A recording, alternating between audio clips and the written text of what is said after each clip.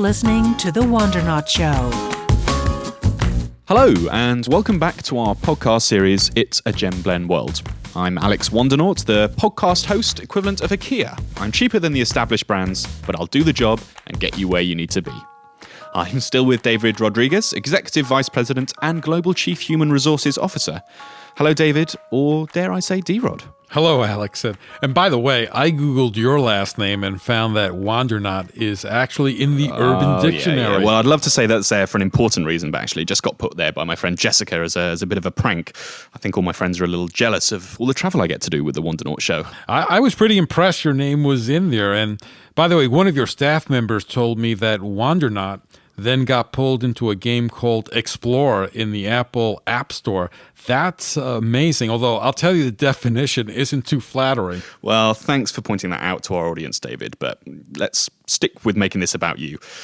I wanted to ask about your presidency. Does it work like it does in Washington? And as vice president, are you ever allowed to catch a flight with the president? Or if something happens to him, are you sworn in? If only I was that important, Alex. I might have landed D-Rod in the Urban Dictionary, too. Well, you're very important to me, David. Anyway, last time you were here, you were talking about the importance of recognizing that it's a gem blend world, and I wanted to ask you about the problems you might encounter with so many people of different ages, cultures, and different ways of looking at the world. Well, handled properly, there shouldn't be any problems, but it is tricky. How about an Aesop fable? Aesop fables are my favorite fables. Well, it's the fable The Belly and the Members, and it goes like this. One day, it occurred to the members, the parts of the body, that they were doing all the work while the belly got all the food. They believed the belly was lazy and unproductive, so they voted to strike until the belly took on a bigger load of the work. As a result of their inactivity and the starving of the belly, the hands and legs became weak, the mouth dried out. Eventually, the entire body collapsed and passed away as the belly completely starved. So you'd recommend a balanced diet? In a way, yes. Gen Blend is about how an organization is as eager to embrace differences as it is in appreciating all that you and I and everybody else have in common. Okay, but what's the benefit to an organization? Well, it means that no energy is consumed wondering whether I belong or fit. So instead, that energy can be used to welcome and build new relationships, nurture existing ones, and to learn, contribute, and grow. Any organization can thrive in a Gen Blend world if it not only anticipates, but is eager to include new ideas and talents while making sure no one feels stale and dated. That all seems like common sense, but I know that common sense and business don't always necessarily go hand in hand. A lot of executives out there need to see facts and they need to see figures and statistics before they'll believe anything at all. True. And it's only natural that when you're making multi-million-dollar decisions that you want to see evidence, and there is mounting evidence that a proactive and enthusiastic approach to differences, what some call inclusive leadership, that it's highly beneficial to an organization and its members.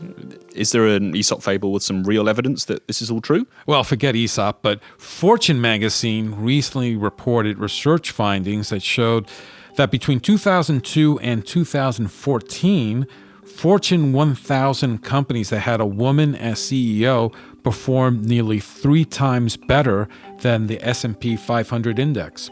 Companies also got greater returns from their innovation priorities when women were part of top leadership. And by the way, I don't think this is just about gender. I believe these companies are probably more inclusive overall and therefore more likely to benefit from the energy and creativity of a diverse team. So my wife was right. More women does mean more money. It seems so, but it's not limited to gender.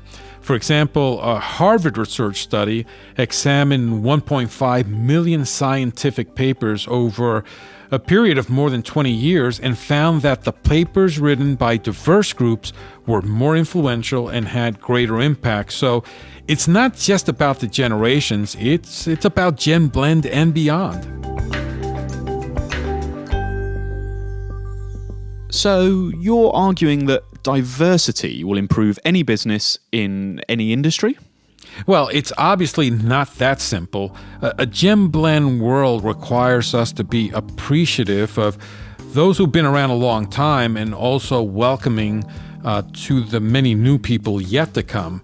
To gem blend, you have to have the courage to make changes that are needed, but also the smarts to preserve the good stuff that is timeless, like ensuring opportunity for everybody.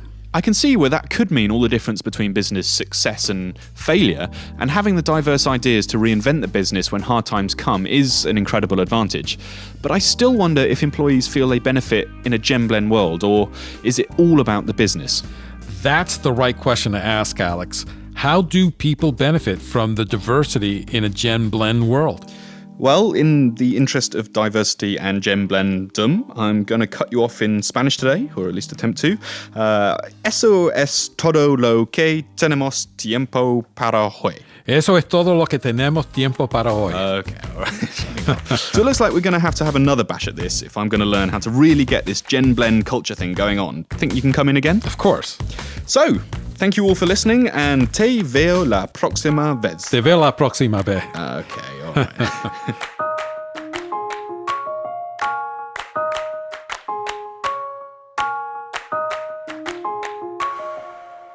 Hello and welcome back from the Wandernaut Show. This is Jessica Draper. Alex's guest was Dr. David Rodriguez, the global HR head for the hotel giant Marriott International.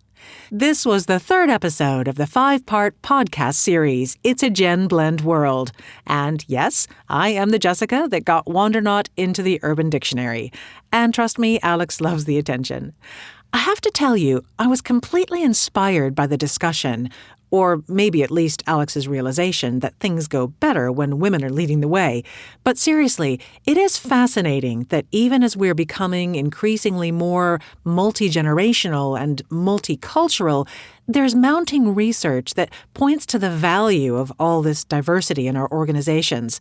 Still, it's a complicated world, and I have a feeling harnessing that value doesn't come easy. Join us for the 4th episode of It's a Gen Blend World as Alex and David discuss what organizations must do to keep that Gen Blender working.